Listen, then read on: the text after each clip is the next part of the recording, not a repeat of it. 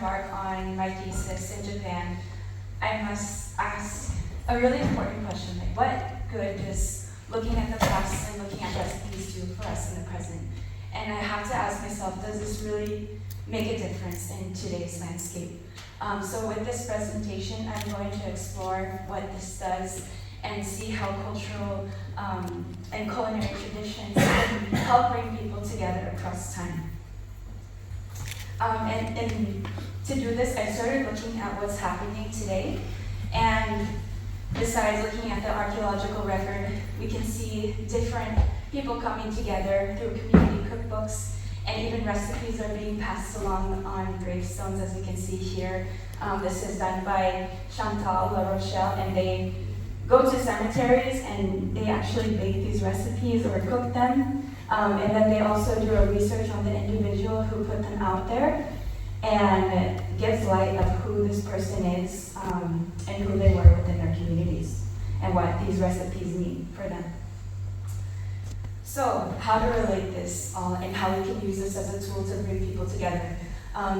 For those of you who haven't been aware or don't know about this methodology, the gastronomic performance team got together this year and we looked at a methodology that brings people together, and there's 5 phases. It's created by Mark L. Knapp, and I'll just go through them very briefly.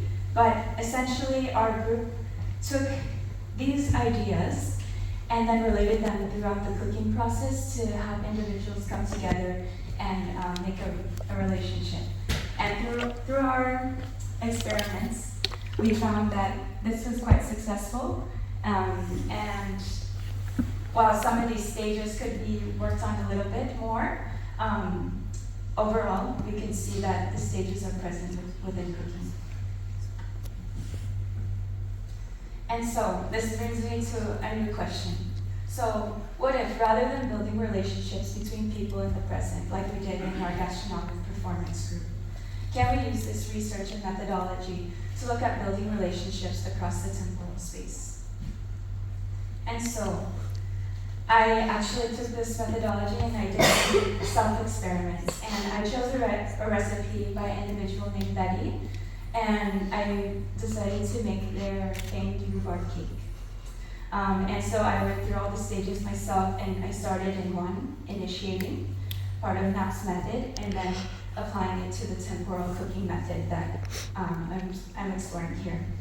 And through this first stage, I gathered around the recipe. I was feeling a bit nervous, as we can see in this relationship that is normally happening between the individual bond, and seeing how I can connect with this person who isn't around anymore. I was cautious. I wanted to make sure that I can do it right and share this recipe with others.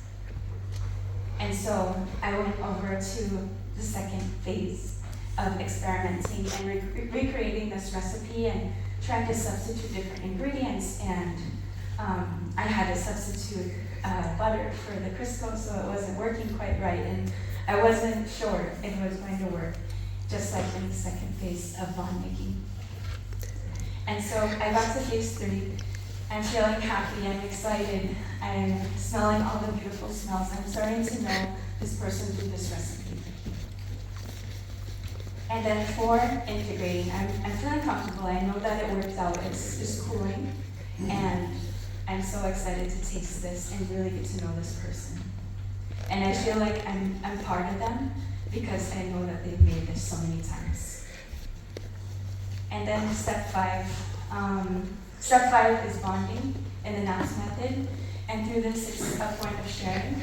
So then through this, I wanted to share and commemorate this recipe.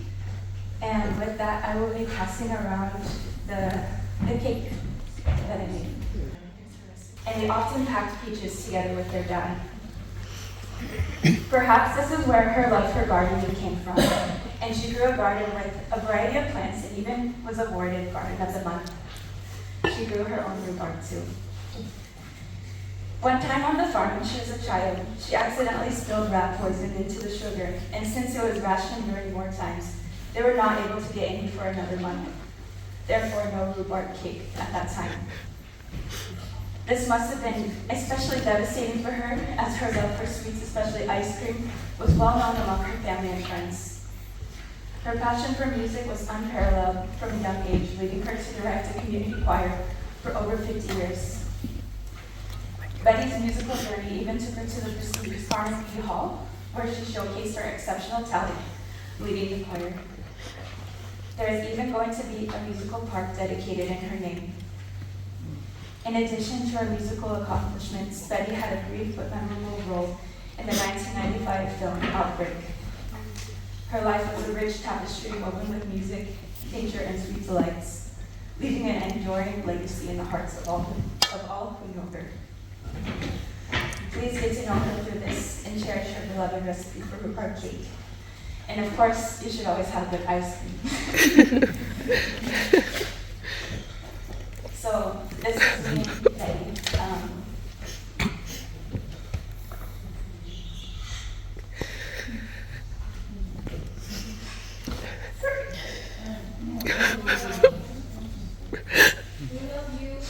This is my grandma.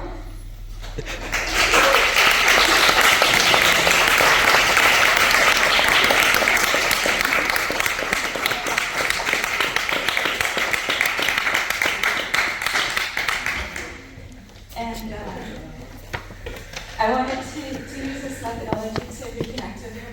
And those 5 phases were the feelings that I was feeling during this recruitment process. I was really nervous that it would turn out. And I just wanted to share it all with you. But that being said, we can go to results. I feel like these results can be really impactful, whether it's between a family bond, like that I experienced through intergenerational bonds, and this is something I want to pass throughout the generations in my family and more with you all.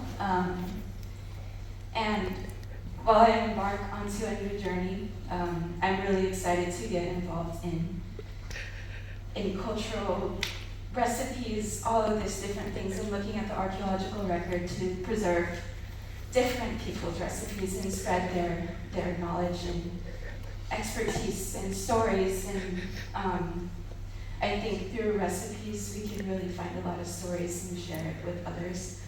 And with this we can spread this and people can get to know each other worldwide. It's temporal, we can get to know people and societies from the past, and I really am so excited to do this, but yeah, so thank you.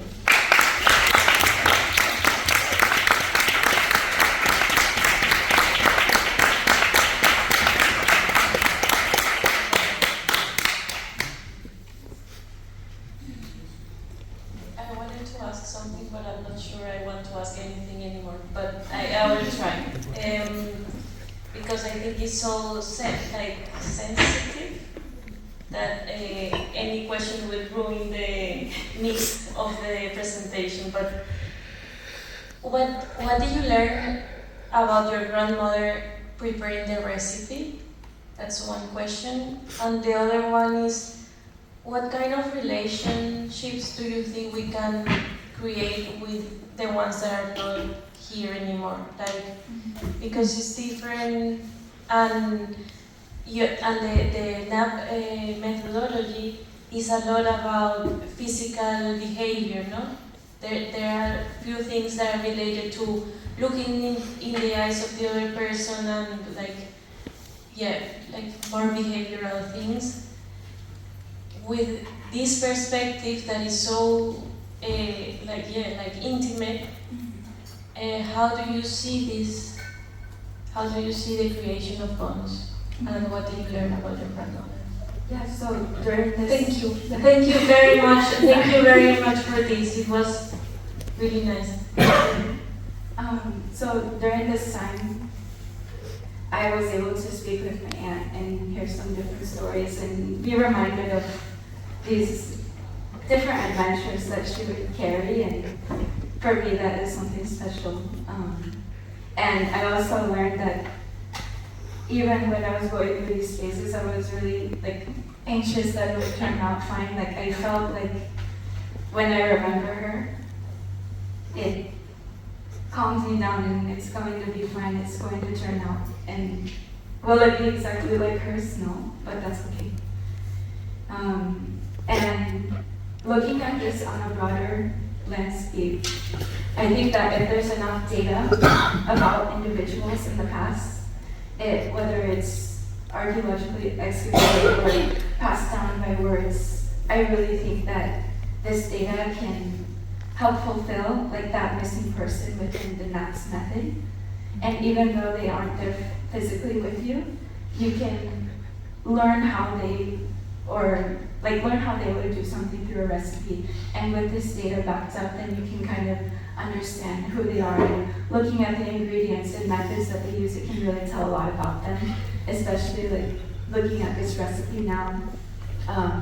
And rhubarb being such a popular item within the wartime, and then it stuck with her. It was something that you had to be careful with. You can't eat the leaves, but it was something that was available to them. And I think that we can learn a lot about societies this way, even looking at the ingredients, and if we pair it, then we can have a holistic view of what this person is. And one of my other teammates will go into how we can apply NAPS method, but on an individual level, and seeing how we can bond with ourselves within this framework too. But trying to reframe this methodology so it can fit into different areas. Can I just say something very quickly? I will encourage you to explore how this can help you create a speculative history, because there is something that have happened since the beginning of time, that we have one story of things from one perspective. And I think thinking about the history through food and food preparation can help us reveal other type of stories that are also part of our progress and history and growth and everything. And I think from a post-natural perspective, you allow me to explore this term here. It's very interesting what you need to try to uncover other histories that are not set or explored. Thank you. Thank you very much.